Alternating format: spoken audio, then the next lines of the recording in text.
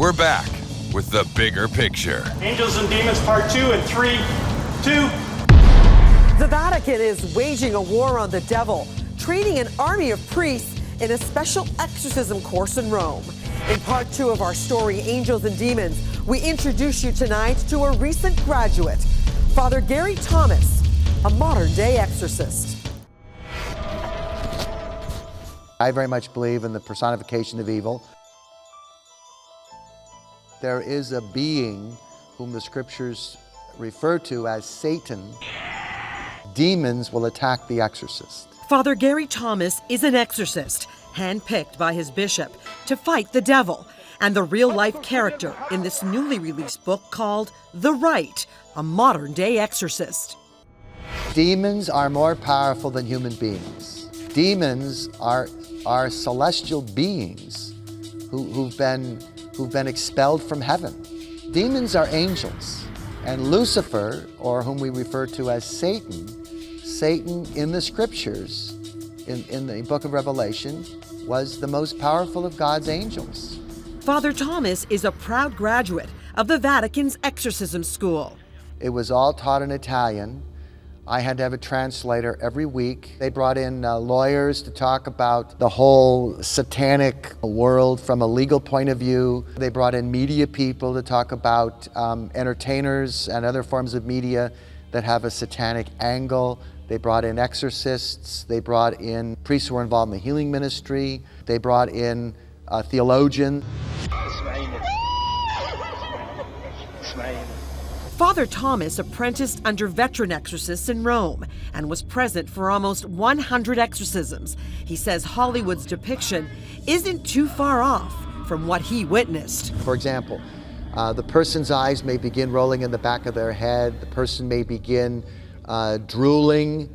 The person may begin expressing a yawn that seems interminable, like opening the mouth, but not a simple yawn. It's very protracted. Or they'll go into a body language that would appear to be reptilian. He says all these exorcisms have a common denominator. I would say the common denominator is you have to invoke a demon, either in some kind of a prayer form, or you perform some kind of a ritual. And Father Thomas says most of the exorcisms he's been called in for are not with people possessed by the devil, but rather people with psychological problems. And that's why before any exorcism takes place, Father Thomas brings in his team. The team consists of, I have a medical physician, I have a clinical psychologist and a psychiatrist, all of whom are practicing Catholics, all of whom believe in the possibility of Satan's existence, and then I have 2 priests on the team. I've been a Catholic all my life, and I did believe that devils in the demonic world existed. Dr. Richard Gallagher is a respected psychiatrist and associate professor at New York Medical College. He is part of the exorcism team. I can usually save them a lot of time by saying, you know, based on my experience as a academic psychiatrist, this is clearly a psychiatric case, as opposed to something that seems to go beyond that. Dr. Gallagher admits his involvement with exorcism is controversial among his medical peers, and while most of the cases he's taken on are with patients with psychological problems, there have been many inexplicable things he has seen. He tells a story of one particular woman he examined. There would be a kind of odd, malevolent-sounding voice coming out of this individual, and it would say things like, you know, this woman is ours, you'll never get her, you know, we hate you people, you'll be able to accomplish nothing.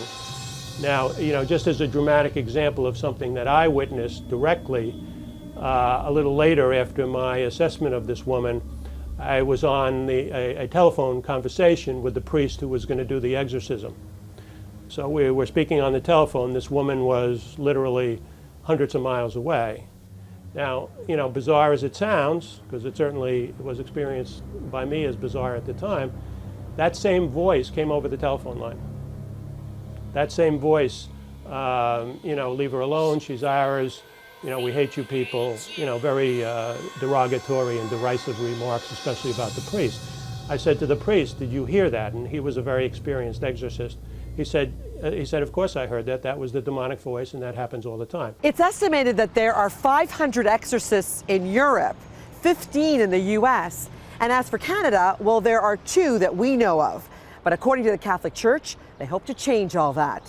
Father Thomas Muldoon is assistant to the Archbishop of Ottawa and has been involved in 2 exorcisms. Certainly one of the things they would be looking for is a very experienced, a very pastoral priest, a very prayerful individual, one who is very close to the heart of the church, but I think a special desire to see people set free and a willingness to be able to fast and pray, which is what the exorcist normally does in preparation for that particular celebration of healing.